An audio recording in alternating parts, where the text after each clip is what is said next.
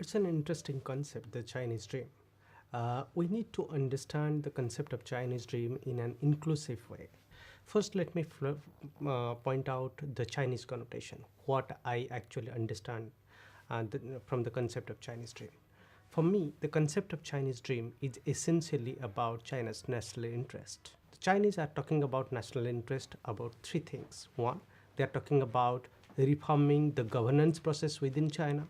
They are talking about China's national development. They are talking about passing a good image to the world. These are the three broad outlines, the Chinese connotations attached to the concept of Chinese dream.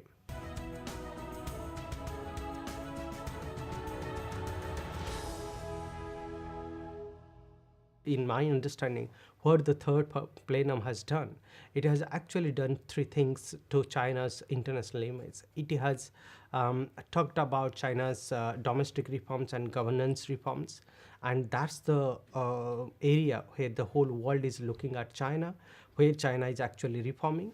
The second thing is the third reform has talked about both the economic reforms and political reform. The third aspect what I saw during the third plenum is the establishment of the China's National Security Committee, and that's a positive signal because in the 21st century, in a multipolar world structure, you need to have quick decision making process, and to have quick decision making process, you need to have a coordinated mechanism. And therefore, I do see the third plenum has set a well crafted ground for China's rise in the next one decade.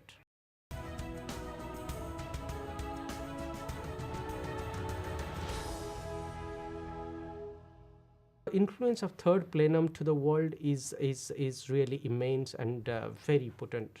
This has to be understood in geopolitical context and in foreign policy context. In geopolitical context, I think in the third plenum what we saw is that China is trying to pass a message to the world that when it comes to different resource politics, be it energy resource politics, be it economic development, be it cooperation in the science and technology field, the Chinese are going one step ahead to cooperate with the rest of the world. So therefore, there is a message to the world that China is waiting to cooperate with the world. Now, when it comes to foreign policy, I think that the third plenum has set an agenda that China is today much more open than any other country. And that's the message we get from the third plenum, that China is waiting to collaborate with the rest of the Asian countries. And that's a positive signal for me. What we have seen that the Chinese military modernization and the maritime focus has been robust. That in the last 10 years, the military modernization process has gone up, and the military expenditure has also equally gone up. That's not a fact to be worried actually. That's a fact to be appreciated because every country has their national development plan. Every country wants to build a strong military facility. So it goes with China.